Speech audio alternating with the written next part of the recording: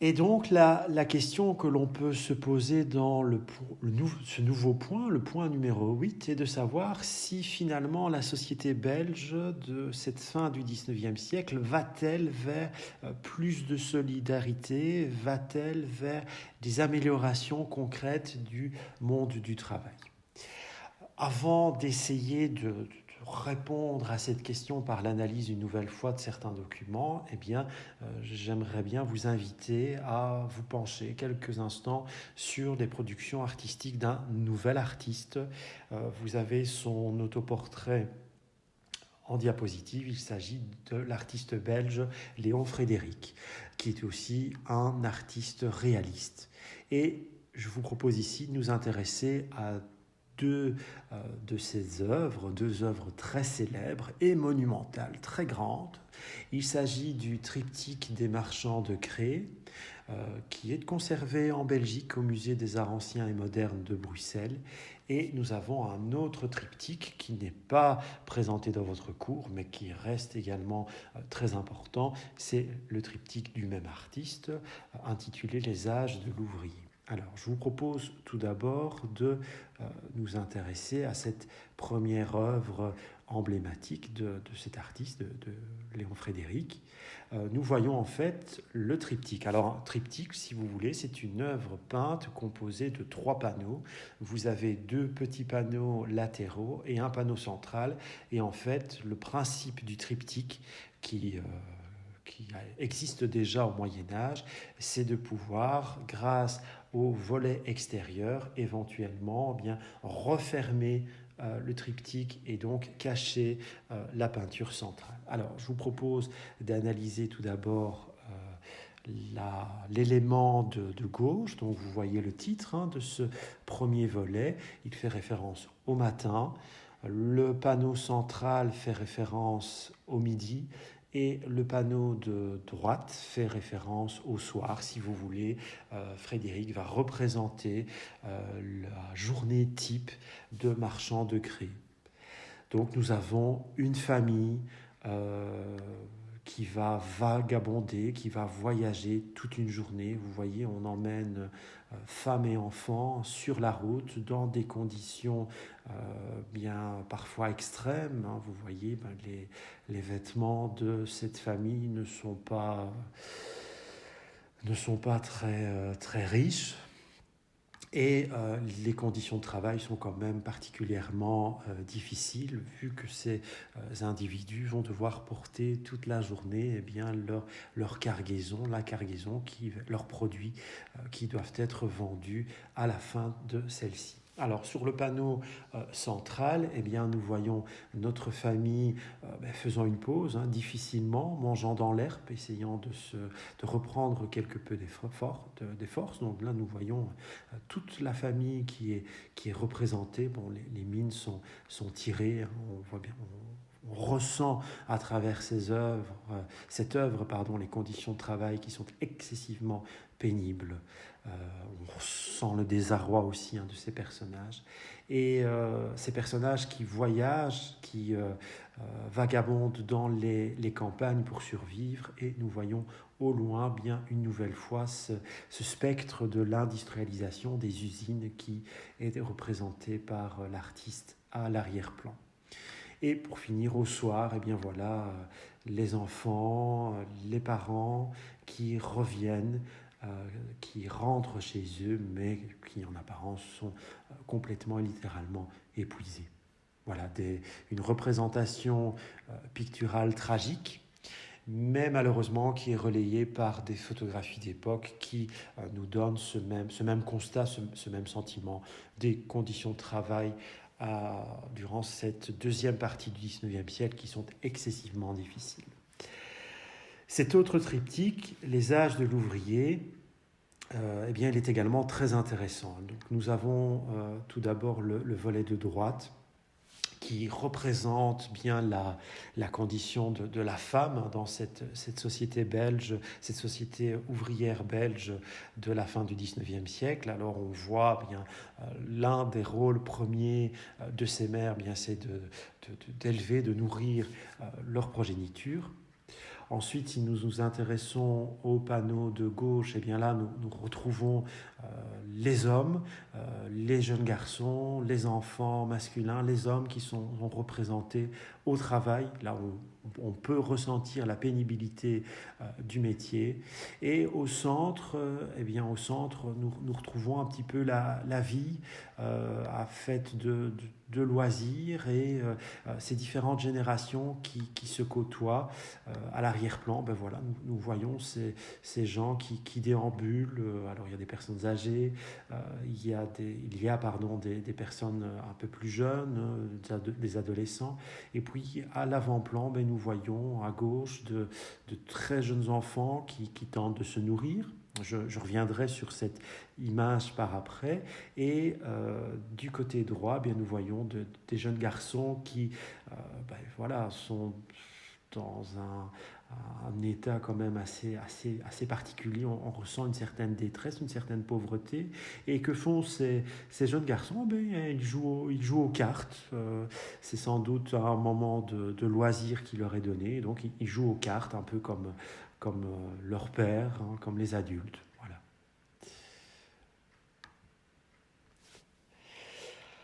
Donc voilà ces deux images, le monde des campagnes d'un côté, le monde déjà de la ville de l'autre, et cette même constatation, la vie à cette époque est excessivement difficile pour les hommes, les femmes, les enfants, qui travaillent parfois plus de 12 heures par jour. Alors, nous l'avons déjà vu précédemment, des grèves vont avoir lieu, des revendications vont être demandées et heureusement des améliorations vont être notées dans notamment les actes législatifs du gouvernement. Et ce que l'on constate également, c'est que plusieurs organismes vont se mettre en place pour littéralement venir au secours de ces hommes, de ces femmes, de ces enfants qui travaillent dans des conditions excessivement difficiles. Donc je vous rappelle cette date 1885, fondation du Parti ouvrier belge.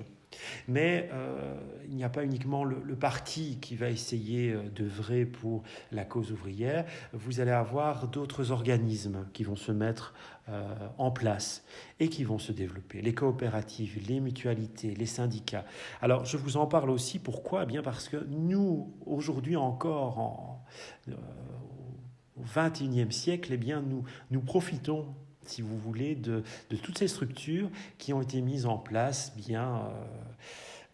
à l'extrême fin du XIXe siècle. Et donc, je vais vous proposer, une fois n'est pas coutume, d'analyser quelques documents iconographiques pour nous rendre compte un peu des mouvements solidaires, des mouvements sociaux qui vont apparaître pour tenter aussi au quotidien d'améliorer la vie de ces hommes, de ces femmes, de ces enfants de la fin du XIXe siècle.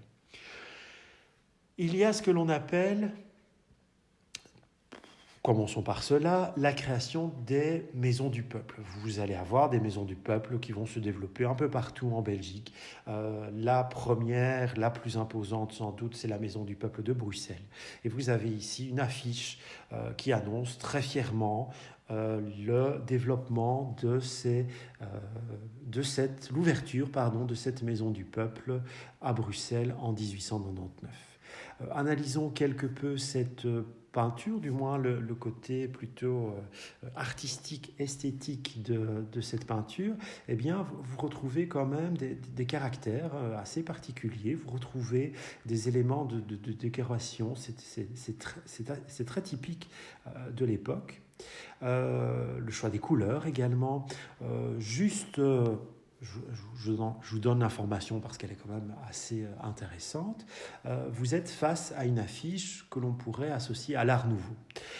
C'est un nouveau style artistique qui apparaît justement à l'extrême fin du XIXe siècle et se développe encore au début du XXe siècle. L'Art Nouveau, ça va se propager, ça va se développer jusqu'on peut le dire, la Première Guerre mondiale, jusqu'en 1914, le début de la Première Guerre mondiale. Je vous en parle parce que l'Art Nouveau ne va pas non plus ne va pas uniquement se focaliser sur la peinture. Cet art nouveau, il va se développer sur d'autres supports, et notamment en architecture. Et cette maison du peuple de Bruxelles, que je vous ai annoncé, je vous ai présenté grâce à cette affiche, eh bien la voilà en photographie. Malheureusement, aujourd'hui, nous ne pouvons plus l'apprécier parce que ce bâtiment a été détruit.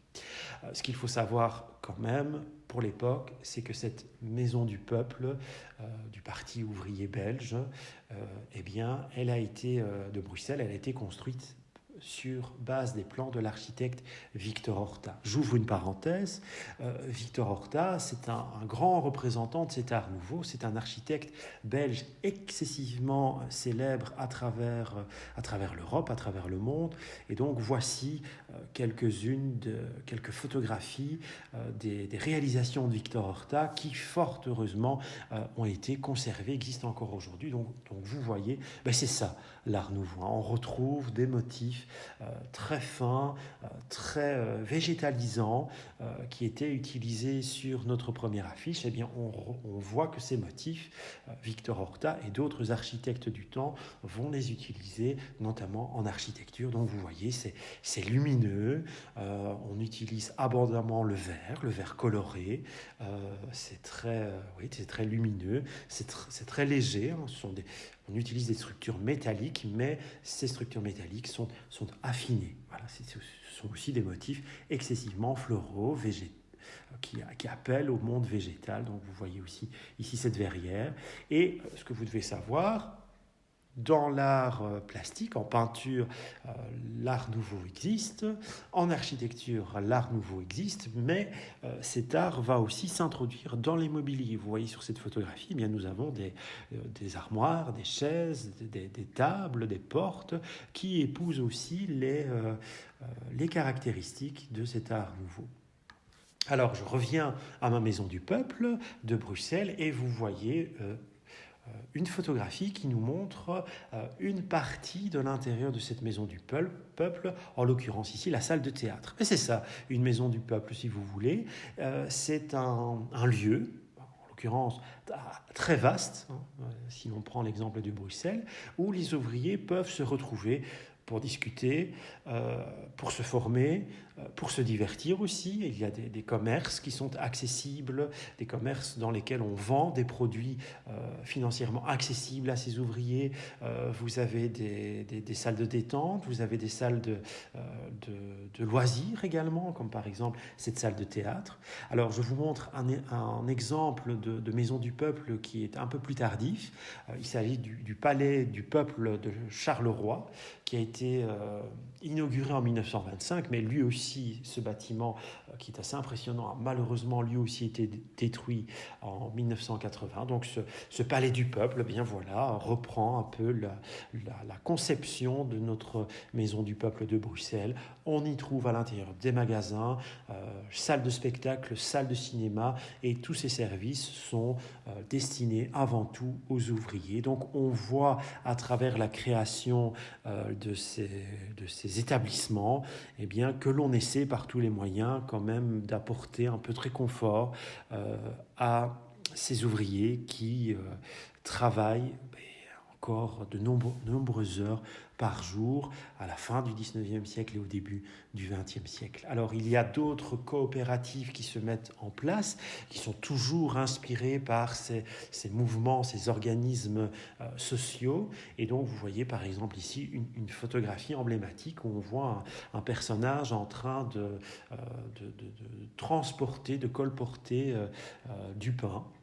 Une boulangerie coopérative ouvrière financée par la Maison du Peuple de Bruxelles, et on voit cet homme qui remet, la photo est symbolique bien entendu, qui remet du pain à ce jeune enfant, et on peut émettre un parallèle assez intéressant entre cette photographie et la peinture, le triptyque que nous avons précédemment analysé. En voici le détail. Alors bien entendu, le combat des manifestants, les grèves aussi, ne s'arrêtent pas avec les premiers bénéfices, justement. vous avez de nouvelles grèves qui vont ponctuer le XXe siècle, du début jusqu'à la fin de celui-ci d'ailleurs. On voit ici la manifestation de jeunes ouvriers, de femmes et aussi de jeunes enfants qui manifestent pour aussi l'amélioration de leur quotidien. Je vous rappelle ces photographies que nous avons vues dans les vidéos précédentes, notamment cette photographie prise à Fontaine-l'Évêque dans une clouterie où on voit les très jeunes enfants qui figurent sur cette photographie regroupant les employés, les travailleurs de cette usine. Eh bien, le travail des enfants va s'améliorer aussi. En 1889, vous ne devez pas retenir par cœur ces dates, ça ne sert à rien, mais essayez quand même de retenir que vers la fin du 19e siècle et au début du 20e siècle, avant la Première Guerre mondiale, les conditions de travail s'améliorent également pour les enfants. Donc, en 1889, il est interdit de faire travailler dans les usines, dans les industries, dans les charbonnages, des enfants âgés de moins de 12 ans. En 1914, donc juste avant la Première Guerre mondiale, l'obligation scolaire est acquise pour les enfants âgés de moins de 12 ans. Autrement dit, vous devez obligatoirement aller à l'école jusque 12 ans. Et un autre élément, un autre acquis qui va bénéficier aux ouvriers et aux travailleurs, c'est l'obligation du repos dominical. Autrement dit, à partir de 1905, le dimanche est officiellement considéré comme un jour de repos. Et les ouvriers peuvent, bien entendu, ont le droit de bénéficier de ce jour de repos.